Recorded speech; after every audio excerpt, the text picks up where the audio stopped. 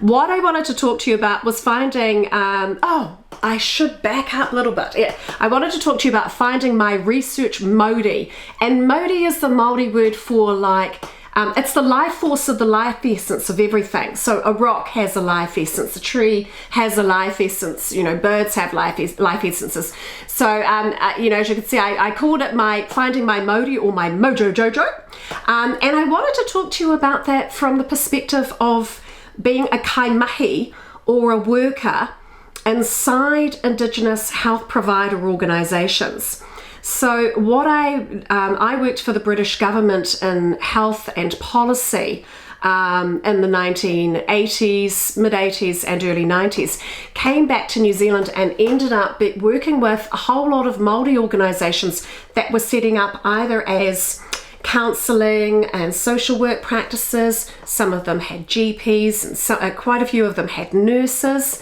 A lot of the first contracts that started were alcohol and drug rehab, and they were day services or drop-in community services, and those sometimes got expanded to residential for adults, but also got expanded into things like smoking cessation, mother and baby programs, and so things kind of grew through the 1990s, and I ended up working with just over 100 in the early hundreds of these Māori health organisations, because my mother is a Māori nurse, 77, still working, and a Māori health provider, and she, I suppose you can't if you're Māori or if you're Indigenous, whatever you can do gets shared with all of the aunties. In other words, your mother's best friends and your mother's sister's best friends and your mother's brother's best friends and your mother's cousin's best friends.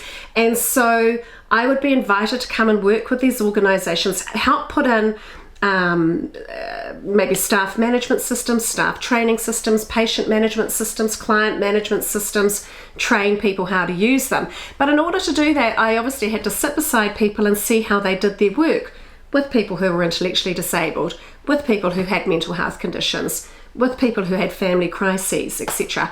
So I was working alongside a lot of people, figuring out what systems would work best for them, and got to learn from them how to be really comfortable with families with high complex needs. My mother was one of those typical nurses. She was a district nurse, and you know, if people were having problems, she'd bring them home with their families, and they might be with us for the period of their death adventure, as I used to call it, or they might be with us for the period of their chemotherapy adventure, or they might be with us for the period of a mental health adventure from which they were recovering from. So my background is, having done that work, I started being asked to come in. I was a student at university, and the lecturers, because I was an older student, the lecturers started saying, would you mind in a tutorial just talking about some of the work that you do? And from there, talking about my work, obviously I carried on my studies forever. I think I started in my 20s, and I might have finished my PhD when I was about maybe 45.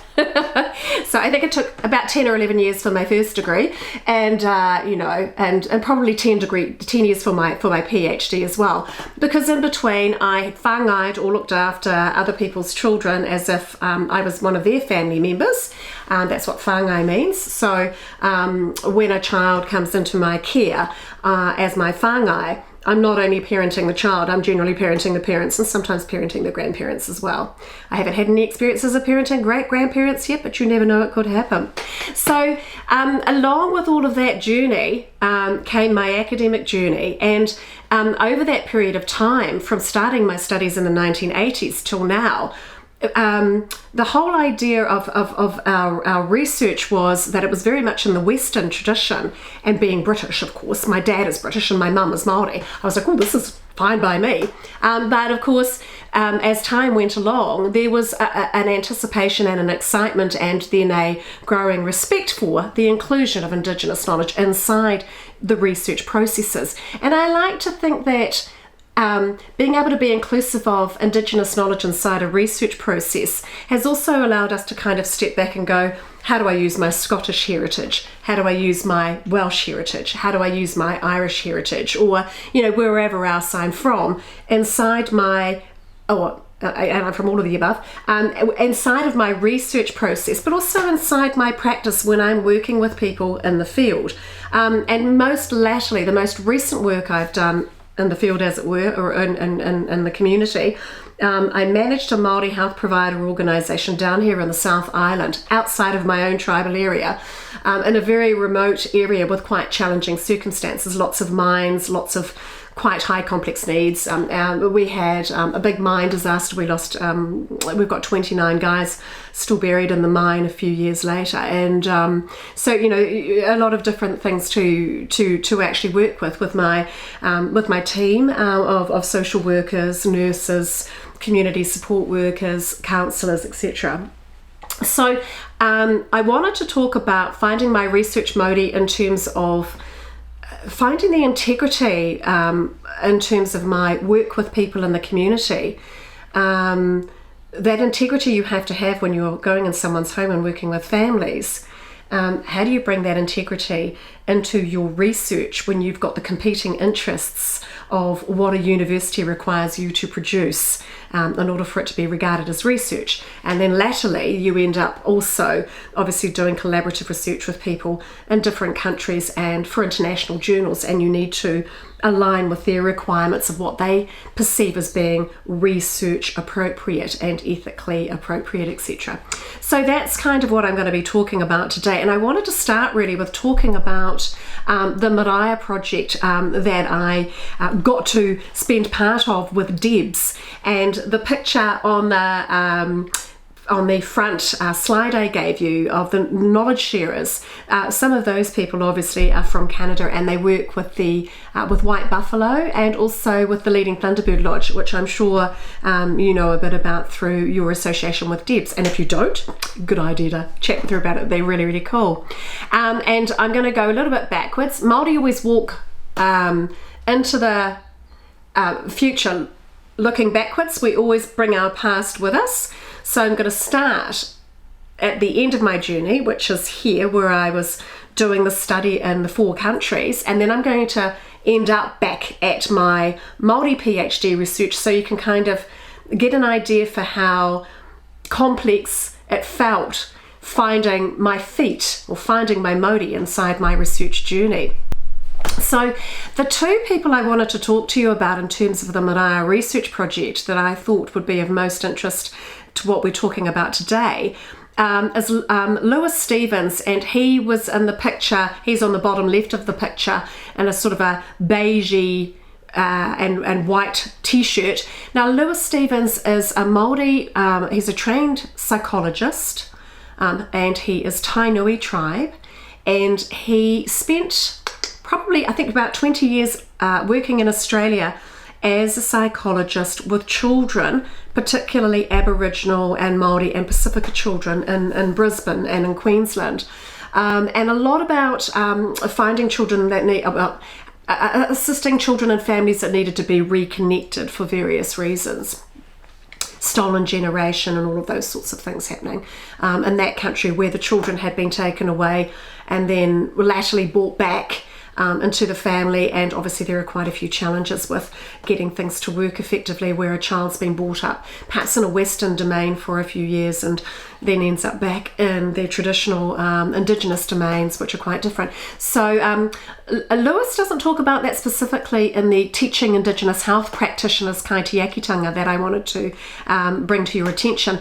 But during my experiences with Lewis, we worked together with the Lion Nathan School of Business, and that was a charitable project where we went into the very poorest of schools that had the most Māori students in New Zealand, often rural, and a team of us would go in there for 3 days, and we would do a fun 3-day exercise with the students where we taught them how to create a business and create a product or a service, and create an expo to promote their product or service, and then we bring local community members in to judge, you know, who would get the award for marketing, who would get the award for best strategic plan or whatever. And, you know, we were going into some fairly challenging environments. In fact, one of the environments we went into, we were working with the youth from the local prison as well. So he's done that work, but he's also managed Māori health organisations, fairly large ones with GP, nurse, social work, counselling practices. And in his own tribe, he managed a massive mental health and social work team. He's now working... he's done a really good project recently, which I thought was interesting, with all of the foster care parents in New Zealand. Not all of them. He was on a group working with some of them, and assisting around the idea of understanding, you know, that if you have a child that's from a different culture than yours, you know, how do you assist them to kind of engage with that culture and things like that. And for the last few years, he's been teaching at Te Wānanga o Aotearoa, which is a Māori university, and he teaches what they call kaitiakitanga. Now, kaitiaki is a guardian. Tanga means our way of doing things. So it means how are we the guardians? And it's often used, you can use it in any domain. A lot of people that do environmental science or environmental work, they call themselves the kaitiaki of the whenua, of the lands, or of the moana, or of the seas, and so they call themselves the kaitiaki, and they talk about practicing kaitiakitanga. Lewis's kōrero, his discussion, is actually about kaitiakitanga in terms of working with social workers who are doing a master's, well, they're doing the first year, sort of heading into a master's, and so he is doing a postgraduate qualification in clinical supervision. Now, that qualification is recognised by the social work registration body in New Zealand as an appropriate clinical supervision qualification, and as I said, they can then go on to do their masters at this university. And how he teaches it is that he teaches it that you have to find an Indigenous methodology for your practice as a social worker, and you then need to present that the end of the course is that you create your own personal methodology of practice as a social worker based on your core identity. He explains it much better than I do, obviously, so you'll have to watch his video. And how you graduate from that course is you have to have, in your work practice, you know, the courses are done over, I think, a 3 or 4 day weekend every few weekends, maybe every second weekend you go along, and you are working at the same time. So you can kind of practice some of what you're learning, as it were. And at the end, you present what you have found works for you and explain why it is working for you. And you do it in this presentation where there are people who actually assess that you have got across the line in terms of being able to obviously clinically supervise others with what you have discovered about yourself, reflected on and presented. So he talks about that in his little interview there, and I thought you'd find it interesting because they have to obviously find a way to not only practice methodology in the workplace, they also have to reflect on and design a methodology that is academically viable for them, that they can take forward into their master's work in terms of you know, their dissertation, etc. And I have supervised a social worker coming out of that program for her master's, and it was really intriguing because she had to create a specific program and deliver it, and then show the results of it, and also do a dissertation on it. It was quite a lot of hard work, but she needed to show that the methodology, she was working with children, youth at risk, and she needed to show that the methodology worked for the children as much as it worked for her in the workplace, as much as it worked for her when she was presenting academically to the university in terms of getting, her master's. So I think that's quite an interesting one to have a look at. The other one is with a young man called Clayton Rangitutia. Now, he works for a Māori health organisation on the North Shore of Auckland that has about 13,000 members. They don't call them patients or clients, they're members. They have GPs, nurses, social workers, they have specialists calling in, very strong community connections with the housing services, the judicial services, the hospital services, the social services, etc. In terms of bringing all of those services into this one organisation where a family is in crisis and that family take over one of the big meeting rooms and basically have all of the people that they need to see to help them resolve the crisis of, for instance, Dad's dying of a brain tumour within the next 6 weeks, and Dad suddenly turned from a gentle person to a violent person, and suddenly we've actually got all of these social services involved and there's health people involved, and we don't really speak English particularly well, and the police are involved, and because something happened, unfortunately, that, you know, Dad was a bit lashed out because he was angry at one of the children, and he wasn't angry, he actually had a brain tumour and that changed his personality. This one's a true story. And so all of the services came in to help that family. And so the family came in, they met with all the people they needed to find a new house for mum and the 8 or however many children it was to live in, and, you know, counselling services for mum, budgeting services to teach mum and help mum to budget, and, you know, the schools came in that were dealing with the children to learn how to best help the children through this time, and, you know, so that sort of stuff is what this organisation does. Clayton, in the particular interview that I'm saying you should have a look at, talks about Indigenous health practice. That is the methodology that organisation uses, and it's called whanaungatanga, whānau family, ngā, our, tanga, practice, our way of practicing family. So in other words, we welcome people in and we treat them as our family, not our patients or our clients. And he talks about what that means in Te Puna Hauora. Now, when I interviewed him, he was quite young. He was a new worker on the mental health team.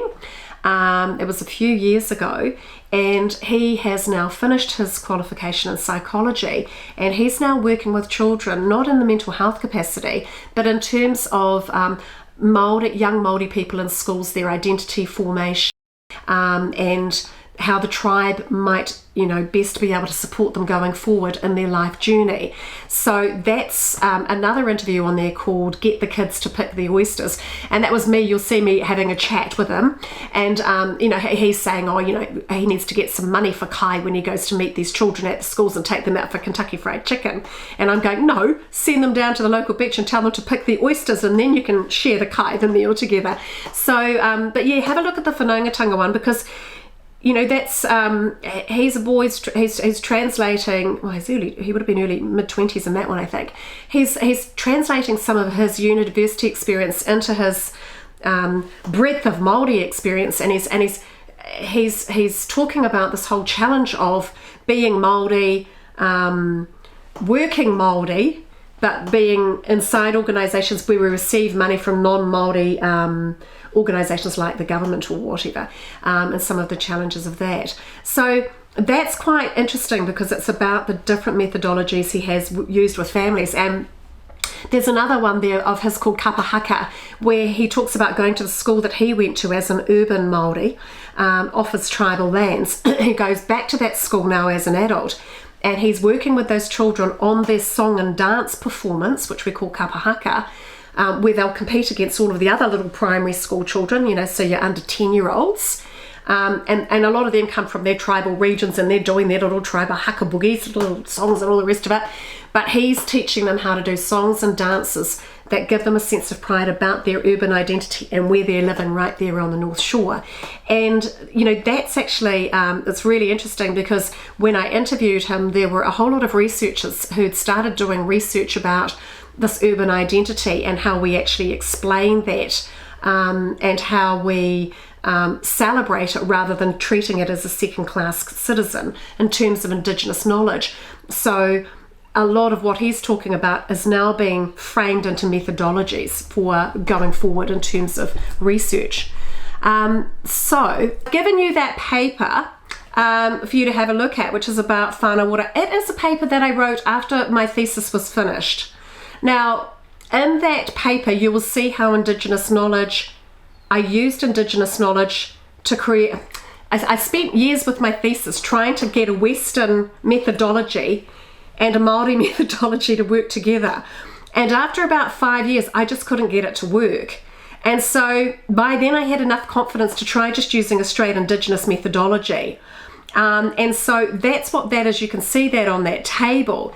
Now, the way I was thinking about my research is, how do I get my British father to understand what I'm talking about, and my Māori mother to be proud of what I'm talking about? when it's an Indigenous knowledge-based piece of research. That needed to be comprehensive to both, particularly because, of course, if you were writing something for a university, your examiners are not likely to be Indigenous. So I needed to explain myself well enough so that my examiners understood what I was saying and felt that it was an acceptable piece of research. So mā tauranga, I wanted to identify what Māori knowledge Māori health organisations were using. And I wanted to know what methodologies of practice they were using inside their services. And that's, in Māori, the word for that is tikanga. And in Māori, the word for knowledge is mā tauranga. And then indigeneity, obviously our identity is based on the fact that we're an Indigenous population because we have often a British colonising government in charge of the country. So it's interesting, when I work in West Africa, they go, we don't talk about Indigenous because they were Indigenous. The Portuguese and the Germans and all the different cultures came to West Africa, took over their countries for a number of years, and then they left. And so now the Africans are back in charge again. And so they go, well, we're not Indigenous anymore. We're only Indigenous when those colonisers were here managing our governments and we weren't self-governing. So I was like, oh, well, I haven't thought of it that way, of course, until I got to Africa. So indigeneity is kind of a reflection of the fact that we have to get these two worlds to work together. I've just done 3 really pretty pictures of my thesis. Very simply, the how question was driven by a Māori psychiatrist called Professor Jury. And he talks about, basically how our two worlds can come together and we can try to cooperate a little bit in the middle, Māori and non-Māori. And then the one with the red picture, that's me talking about Māori Marsden, and he's one of our Māori elders talking about traditional stuff. And he says, look, your head knows and your heart, but when your heart knows, your head knows, that's knowledge. When your heart knows, that's kind of like the practicing the knowledge, and we call that mōhiotanga, and there isn't kind of an English word for that. So he said the head knows, but if the heart knows, the heart really has got it and is doing it properly. And my argument was that we've got some really great Māori practices in terms of health services, but I was seeing non-Māori social workers being absolutely perfect at delivering these Māori practices, these tikanga, inside these Māori organisations. And I was seeing people who wanted those services as clients. They were non-Māori, but they wanted the Māori services. And why was that? And could it be effective? And so that's the why slide. And the why slide was looking at work by Augie Flores, who was Canadian, and Roger Marker, who was Māori, and he ended up being the head of, I think one of the heads of school or something for Indigenous studies at University of Saskatchewan, through this particular work that he was doing with Flores. So Flores and Marker's work, I talk about Marker on this because he's the Māori, but Flores talked about the Canadian experiences and Marker talked about the Māori experiences, and they put it into one book. And they said basically, you have truth and reconciliation commissions that kind of try to figure out how we can work together effectively, and by getting the perspective of the Indigenous people and the perspective of the government to kind of come together, and that's constructive engagement. They talk about that as where we meet together to constructively engage. So I took those 3 ideas together, and that basically formed my methodology for my thesis and for my postdoc as well. And so the methodology is obviously the story of how you are doing something and whose stories you're using to help you do that something. So when I went to do my Mariah project in America and Canada and Australia, I was thinking of those circles, but obviously the Indigenous knowledge that was being applied was the Indigenous knowledge of the tribes I was with. If I was with the Cherokee people, if I was, I was with the Hopi people for a while, with the various Aboriginal tribes I visited with, theirs was the Indigenous knowledge that I was considering as that circle.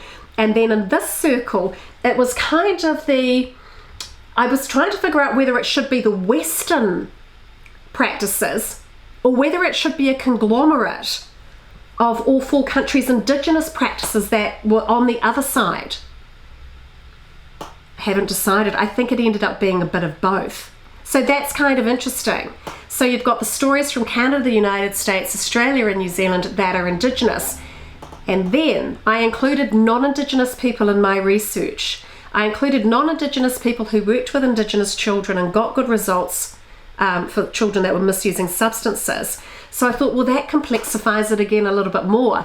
And Colleen Dell and I had so many conversations about this. How do you kind of treat the non-Indigenous people inside the Indigenous models? And the bottom line is, like me, a lot of Indigenous people are non-Indigenous and Indigenous in one body. And a lot of our work and our studies kind of need to reflect that. And at the moment, you're studying in an environment where the pendulum is struck over this way very tightly, and it's like, if it's Indigenous, it should be Indigenous, it should be about Indigenous, it should involve Indigenous people, and it should be only Indigenous, which to me is a little bit too far over. And we need to come back to the middle, where I think it's really good, where we get, the non-Indigenous and the Indigenous kind of grooving together and finding things are nice. And I personally really want non-Indigenous people to feel extraordinarily comfortable using Indigenous knowledge as part of their study, as part of their practice, and obviously as part of their research going forward. If you have a look there, I've used for both of my studies an Indigenous community case study method and an Indigenous narrative approach.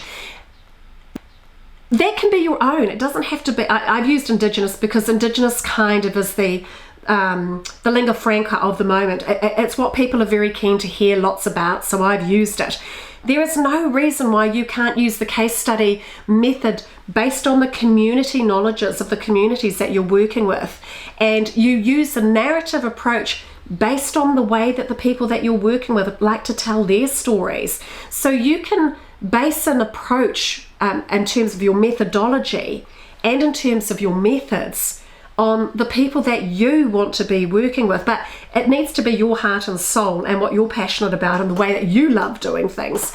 That needs to come first, because it is your work, so it's about you first. Feel free to feel selfish about this, and then obviously with all of your wonderful heart and love for the people that you're working with, you'll find a way to allow them to express what they wish to express beautifully and present it in a way back to them that they like to hear it coming back to them. And that's what you end up finalizing your study, question, process, and then offering of your findings back to the people you've worked with to make sure that it's all beautiful before you then turn it into something that's viable in an academic context. So there you go. Those are my thoughts, and I hope it helped.